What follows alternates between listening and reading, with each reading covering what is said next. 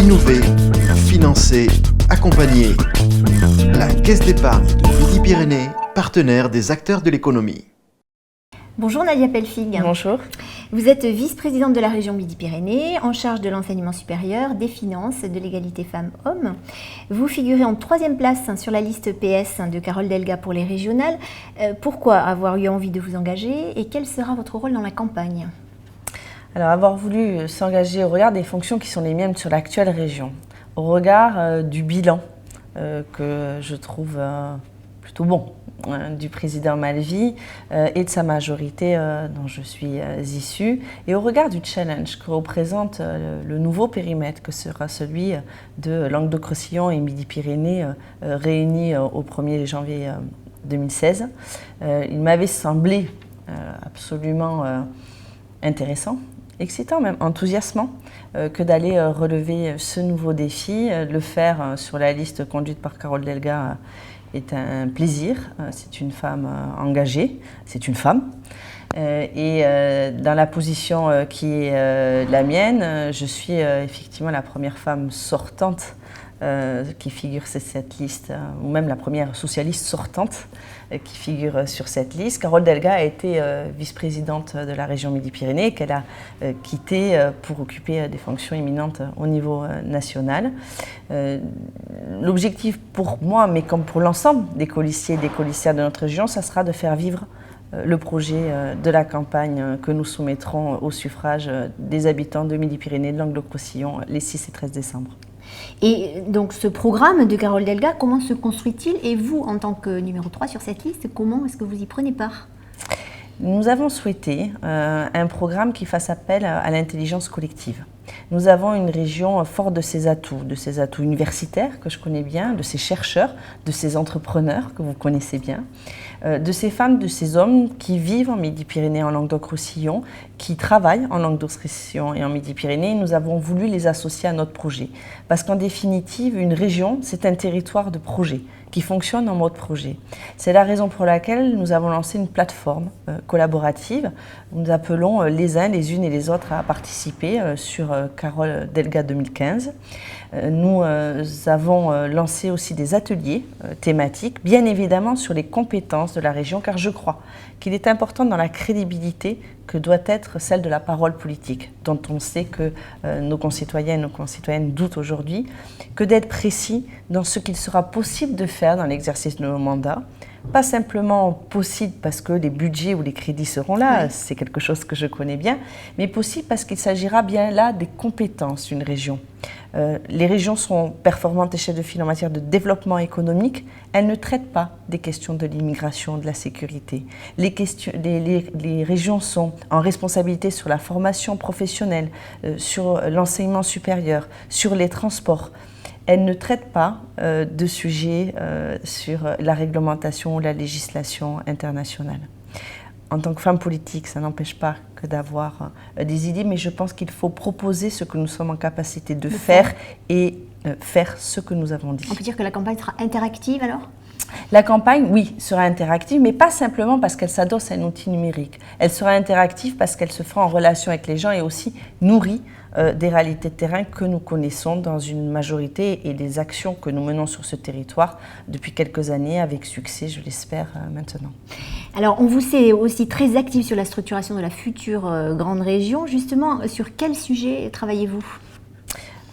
L'objectif, vous l'avez compris, dans ce périmètre qui est extrêmement vaste, ce sont 13 départements, ce sera près de 6 millions d'habitants, c'est de faire en sorte que la culture commune qui existe déjà entre un espace catalan, occitan, se transforme en réalité en dispositif concret. Dès à présent, nous avons conduit pour la première fois une assemblée plénière conjointe le 22 juin dernier entre la région de Languedoc-Roussillon et la région Midi-Pyrénées. Moi, je travaille plus précisément sur la question des finances, des budgets, des outils financiers, des systèmes d'information financiers, puisque au 1er janvier, il n'y aura qu'un payeur unique. Il faudra donc payer les fournisseurs, il faudra payer les agents, les fonctionnaires de notre région. Et nous avons aujourd'hui, c'est logique, 2 systèmes d'information financiers que nous devons donc faire converger. Nous travaillons, et là aussi je prends plus spécifiquement ma part sur les questions de l'enseignement supérieur, puisque nous allons être une formidable région en matière de potentiel universitaire, que ce soit par le nombre d'étudiants, plus de 200 000 étudiants, plus de 35 000 chercheurs, privés comme publics. Et on sait, et vous le savez, que la recherche est un des éléments moteurs en R&D, et donc en développement de nos entreprises, et donc en développement économique de nos territoires, et donc répond à la première priorité de ce qui doit être notre obligation morale, l'emploi. Et c'est ce travail-là que nous avons devant nous, celui à la fois d'harmoniser un État, des lieux, des dispositifs, mais également de mettre en œuvre une dynamique pour un territoire qui aura des atouts avec l'Espagne frontalier, des atouts maritimes, des atouts montagnards, une économie touristique indéniable, mais également des activités industrielles complémentaires. Nous connaissons dans notre région la force de l'industrie aéronautique. Nous connaissons la force de l'agroalimentaire. Nous savons qu'avec Languedoc-Roussillon, nous devenons la première région viticole au monde. Et au-delà des plaisirs, y compris de patriotisme économique régional, de plaisir gastronomique, on sait que c'est là un vrai gisement pour notre reconnaissance à l'international, mais du coup une reconnaissance économique sur la capacité que nous aurons à innover sur ces terrains-là. Très bien. Alors revenons à la politique. Les femmes ça en est.